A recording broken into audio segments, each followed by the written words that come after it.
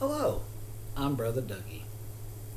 Say you were in a store and you see a pair of sneakers and you really like them and they cost $200.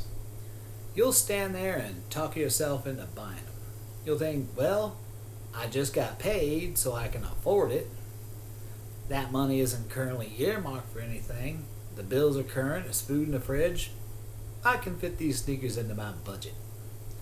This is why you never have money, because you fit things into your budget.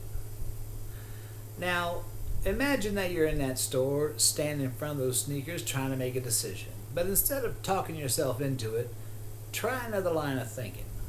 Imagine that sitting next to those sneakers on the shelf is the equivalent amount of money, in this case, $200. Suddenly, you feel a tap on your shoulder. It's the store manager. He says, "Hello, sir. It's your lucky day. You're our millionth customer.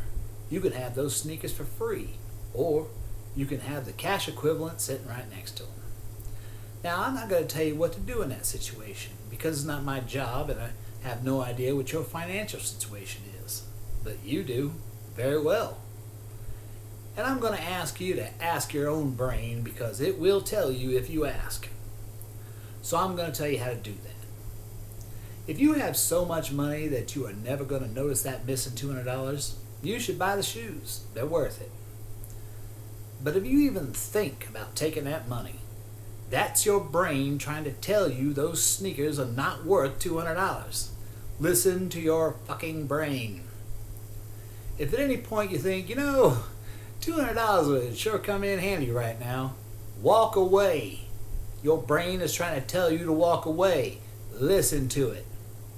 And you can do this with any scale of purchase.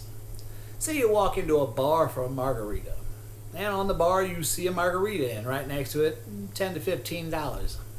Suddenly the manager taps you on the shoulder. What would you do? May I have a water, please? Let's say you wanted to drive an 8-cylinder convertible Mustang.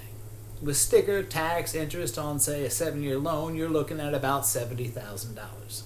And you think, I can fit that payment into my budget. New cars are one of the biggest rip-offs in the world, but that's a topic for another video. So you walk into the dealership and there it is on the showroom floor, an 8-cylinder convertible Mustang, and it's beautiful. But sitting right next to it is a stack of crisp, clean $100 bills totaling $70,000. Suddenly, there's a tap on your shoulder. What would you do? You'd take the money, buy a 5-year-old version of that car, and pocket $40K. Who cares that it doesn't have a warranty? You have $40K. That's your brain trying to tell you that car is not worth $70K. Don't buy it.